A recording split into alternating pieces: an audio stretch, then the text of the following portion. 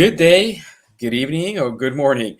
Welcome once again to a panel discussion of Venture Capital TV. Today, 18th of November, and today we have a very interesting topic for our viewers. It is impact investments and social responsibility. And joining me here, we have a Joko and Alexis. Welcome to the show. Thank you for being here. In order to start, I would appreciate it if you can briefly please introduce yourselves to our viewers. Joko, would you like to start? Yeah, thank you. And thank you for the opportunity to be here. I'm Jouko Ahvenainen. My background is basically that I'm a serial entrepreneur, doing also some investments, worked very globally, done business in Asia, Europe, and in the US, and especially in the software area, so including data analytics, AI, fintech, and that kind of areas. Perfect. Thank you very much. Alexis, oh, great to have you once again to the show. Yeah, thanks for having me again. I'm Alex. I'm partner at Supercap. We're mainly focused on fintech. We have founded and invested in a couple of fintechs. We did NPS Fund, a Bloomberg Pro, you can call smart data hedge fund, which is focused on the NPS metric. And we also sold ICF to the Swedish institution SEK. We are now involved in a wealth management platform called Finalytics with $2 billion in assets. So that's what we do. Perfect. Thank you. Thank you for that introduction. So today, our topic is about investing in companies that, besides having the business potential, are also bringing a social and environmental impact. There are several projects out there that are just looking beyond the business uh, side in order to have something positive, to give something extra. And to start with, I would like to ask you if you have any experience, are you aware of certain projects that are implementing this approach? Joko, would you like to start? Yeah, I was really thinking this before this meeting, and I think that impact investment as a whole is something that I have heard quite a lot all already 10 years or something like that. At the same time, I have felt that sometimes the real visibility of, for example, impact investment VCs have been quite small. Uh, and But now I feel that maybe we are going to the next phase, that I start to feel that it is not so clear anymore that for example a certain investor is impact investor versus something else. And what I mean is that this kind of aspects like sustainability, ethics, and so on are probably coming more important for more investors. And actually, one comparison what I was thinking also is this what are called activist investors. Like I think that the famous case is now this NC number one, and how they were basically able to change some board members in ExxonMobil. And it's maybe not the traditional impact investment that you invest, for example, a startup that is basically doing something for good, but it's really to try to uh, also change some business that is already significant business. And in that way, if I think all other things like this me too, and Black Lives Matter and this kind of things, so that maybe this combination has actually made the whole impact or activist investment more important most presently. And actually, one question I have thought quite a lot is that how soon we start to see something like this also with the tech companies, when we all know that there are many questions, for example, linked to Facebook and some other companies, that how ethical is their business, that how soon we could see, for example, some activist investors that would actually, for example, like to change something at Facebook.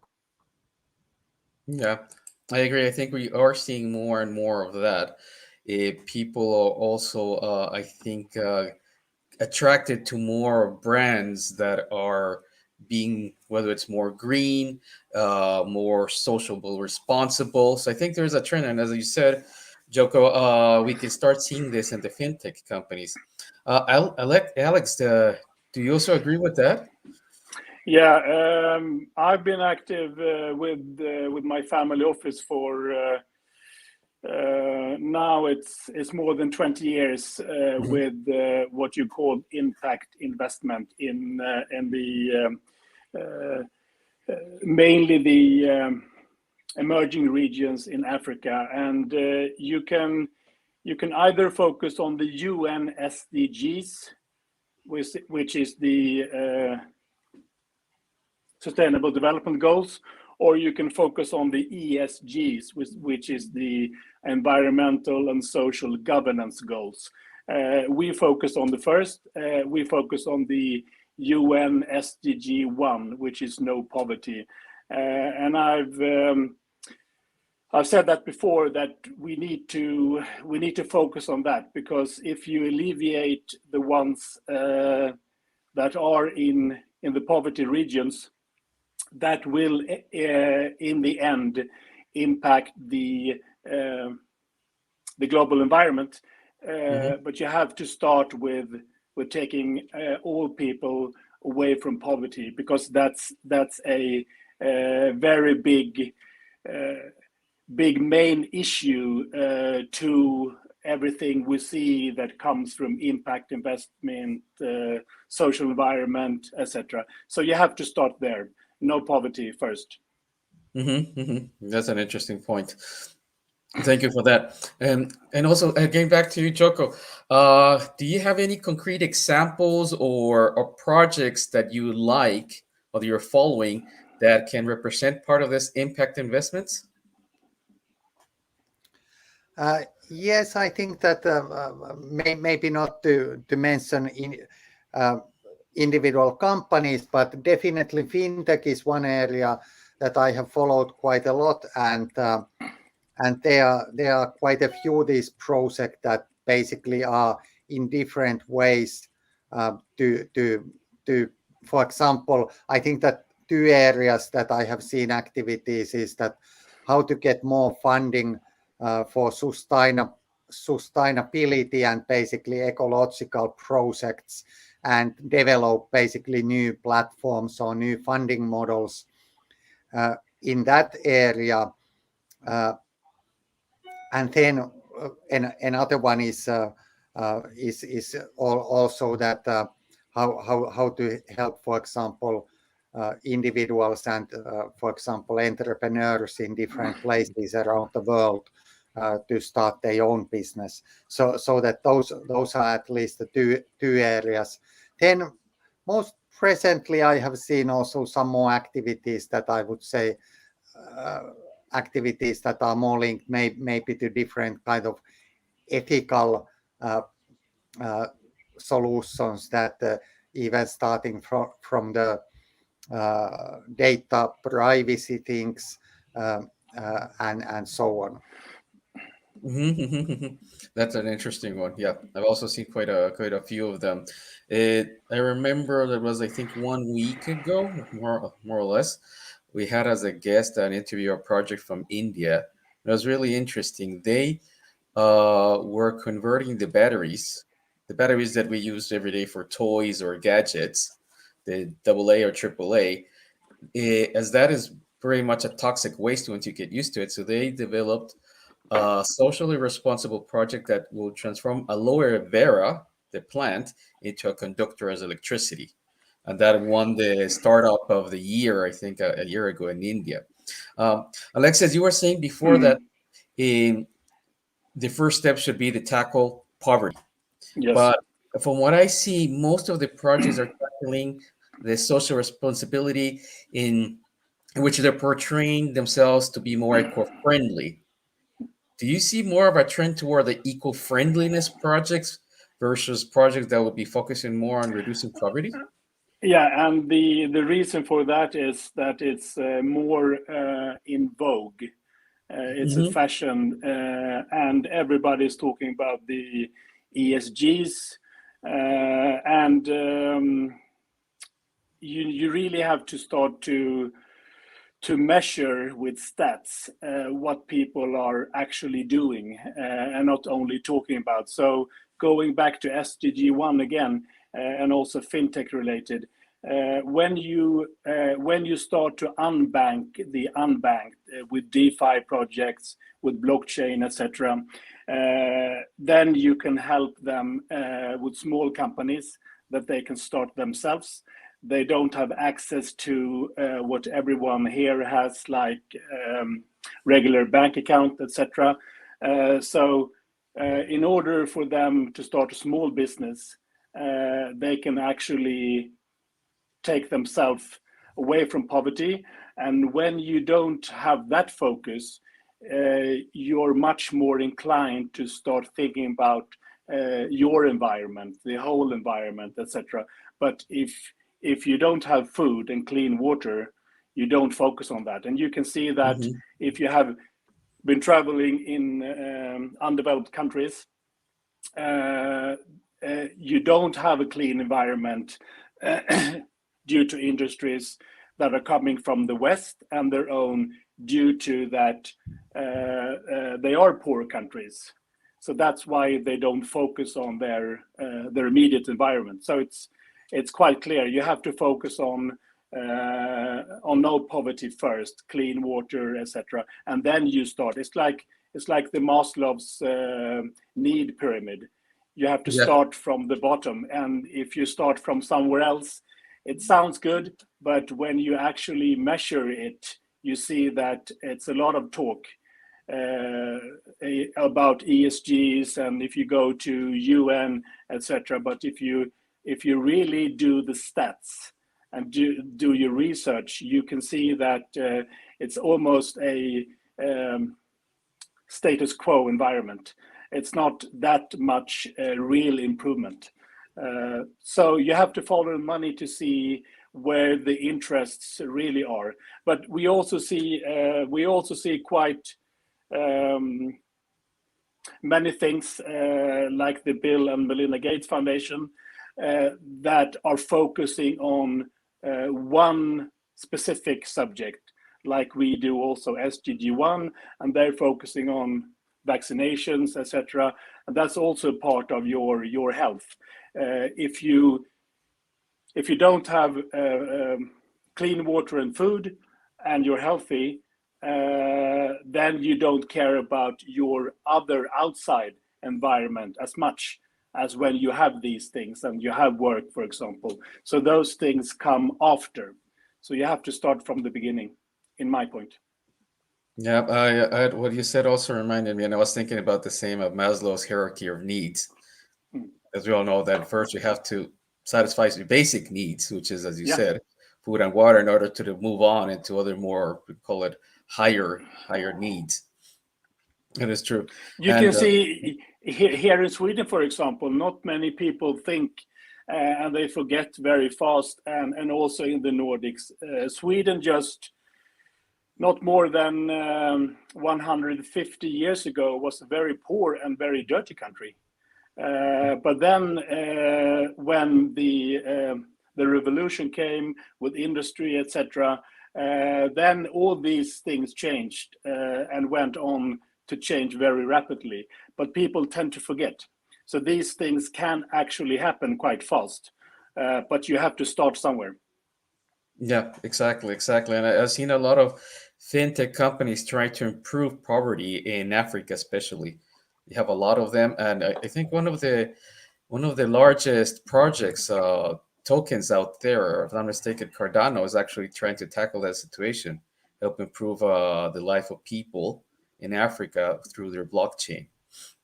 Uh, Joko, with all of these things happening now, what do you think will be happening in, let's say, a couple of years in regard to impact investments?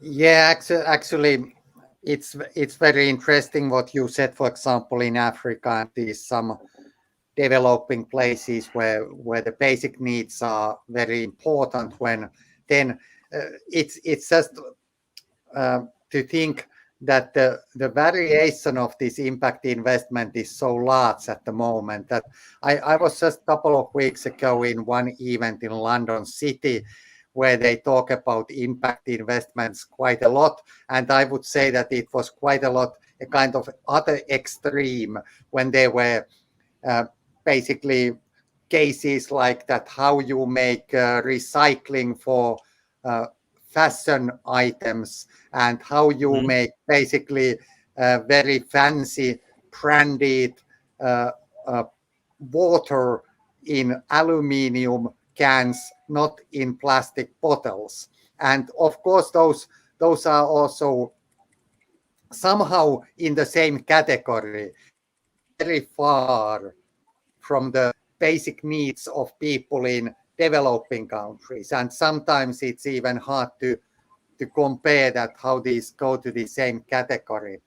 So that to answer to your question, I think that maybe the whole market is coming also more fragmented, that there are definitely these categories that are very, could I say, fancy and even trendy to make certain kind of, for example, ecological and that type of investment. And I think that they are very nice also from the marketing point of view, so that probably those cases get quite a lot visibility.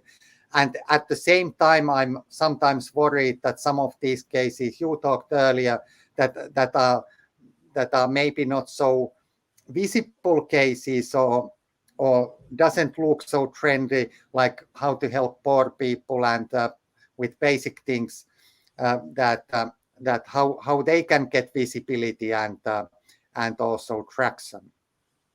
Yeah, you made it a good point about the marketing, Joko. So you think that certain projects out there would actually choose, let's say, social responsibility over poverty just because it's more in vogue, it will attract more people for their marketing?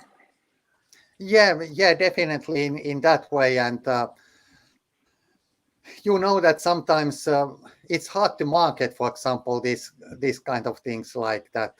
How you can fulfill the basic needs of all people in developing countries and that kind of things. And if you compare that, for example, how you recycle some luxury brand items, uh, they easily get much more attention. I cannot say really that how important these are compared to each other. Uh, Probably both of them are important, but definitely I think that it depends also very much on the case, who are the people involved, who are people who can use the service, that how much something can get, for example, media attention and probably also money. Yeah, yeah, I totally completely agree with that. Uh, Moving on, Alexis, it is my impression that from the project, especially fintech project that I've seen that are tackling, in this case, poverty, they're more concentrating in Africa, where you have like very similar socioeconomic issues in other regions like Latin America. Do you also see that there's more companies focusing on the Africa versus other Yeah, regions? we have been active with my family office in Africa, and you have to focus on something, Hmm. and we focused on that region very specifically in Zimbabwe and also children to start at a very early age. But that is you have to choose where to focus. That's our focus. There are many regions that need That are help needing help. in many different ways. Okay, so if a fintech company is watching us right now and they would go into that direction, what would be your advice for them in order to make the first step? Well, that's a good big picture question, but it's very hard to answer because you need a specific project in order to be able to answer. But fintech is a very large marketplace, and if you focus as we do on unbanking the unbanked with DeFi project, blockchain based, etc., you will have a very large upside in the marketplace. So I can only talk from what I do and we do. Okay, thank you for that. And Jocko, as you've been also actively going to different conferences, you're in the middle with all these fintechs. Do you see that there is a genuine interest from these companies to actually make a difference, or is it more that they're doing it because they're expected to do it because the competition is also doing the same thing? I think that there are many companies and many people who really want to make a real impact. So that, for example, services for unbankable people and companies. I think that there are a lot of cases that companies and people really want to get it work. It's not always easy. That what I have seen, that maybe people have also very good intention, but then when it becomes to all practical things, they also realize that there are many complexities, and it's not so easy than maybe they sometimes thought. So that I have seen that some people also and companies give up and maybe take some, could I say, easier roads to make business. So that in that way, I think that it's not enough that you have good intention, but you must have also very good plan and very good capability to execute, that you can really make the impact. Well said. What would be, and then Joko, what would be your recommendation for projects for fintech companies that want to explore impact investments? I think that there are several areas that, of course, if it is linked somehow to funding, one very important part is that you must somehow have a realistic plan that how you can get investors or sources of the funding. That's of course one important starting point. But then another very important area is also, could I say, the political environment and the regulation also. That of course sometimes, for example, some fintech companies, also some blockchain companies, they want to challenge also the existing regulation and so on.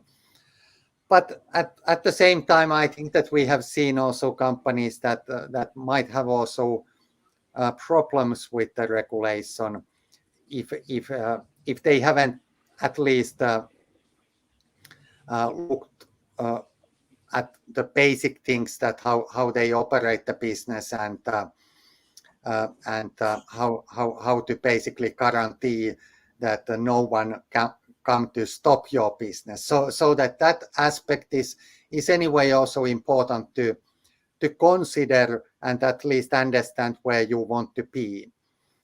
And then, of course, a kind of sustainability part is also that if you have a lending model or investing model, you still need to also think that how that business can work in longer term. So that I think that many of these are actually quite basic business requirements, but they must be basically modified to this kind of environments and needs. Mm-hmm. Mm-hmm.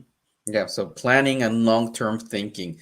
Um, Alexis, we spoken already then about how the social impact can go first in the problem to tackle poverty, while other companies are doing more adopting the eco solution, as Joko said, plastic bottles, how to recycle them, and so on. Mm. Do you think there will be something else in the future, something else that's going to be fashionable other than these two areas? I think one area that we have just started to see and also tackle, which is very important, is the ocean environment.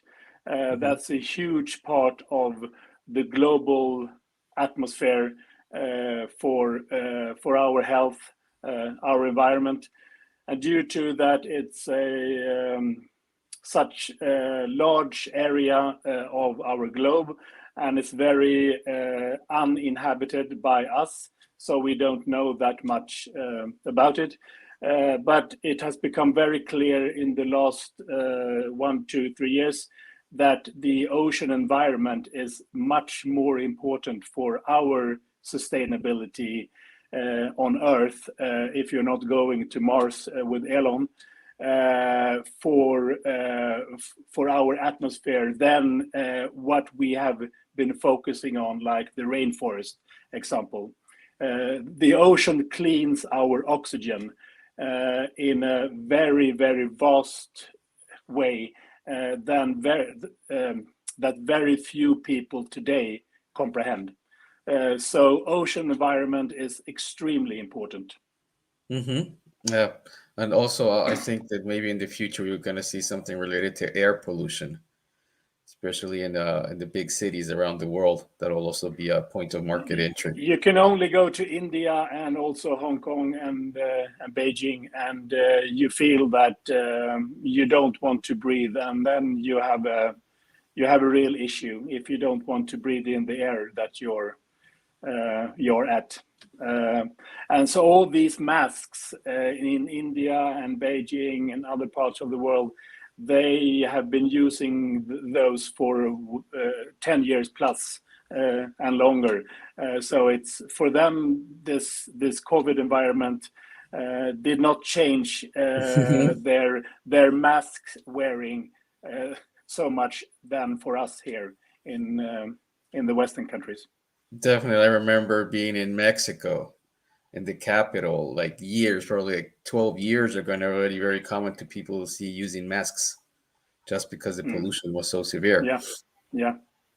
And then definitely, I think there's a lot of opportunity for different projects to tackle this.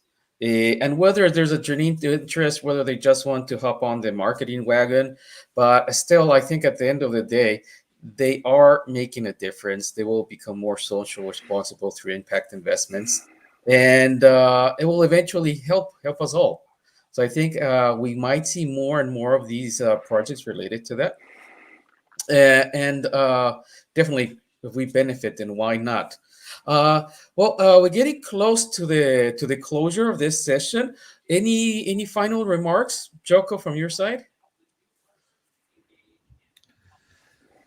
I think that there are definitely a lot of activities in different areas in impact investment. As I said, that I don't know if this activist investment is now exactly in the same category, but it Mhm. looks like that there are parties who are more interested in that one also. I think that the really important question is also that how well this impact investment market is then also able to focus on the right things, and how to help investors also to focus on the right things, because as we talked earlier, that there are so many different things, and I think that it should be also a little bit, or on certain level, to be able to evaluate that what are really the activities that have the real impact and what have the most important impact, and not only always to go with the easiest one and the most attractive ones. I completely agree with you that I think the project should actually think about what is more beneficial for the society instead of just like trying to have something trendy. And I also do agree that the part of activism is belonging within this area. However, again, we go into the Maslow's hierarchy of needs. I think this is more on the top, so it's for selected people rather than something that Alexis was saying at the bottom that it's like hunger and poverty. Uh, so, Alexis, from your side, any closing remarks? Yeah, you can see that the impact investing marketplace space have become mainstream. That's a fact today. So, and that's good in many ways. And you can also see that if you follow the money as a financier, you see that impact investments are now becoming an emerging asset class to invest in for investors.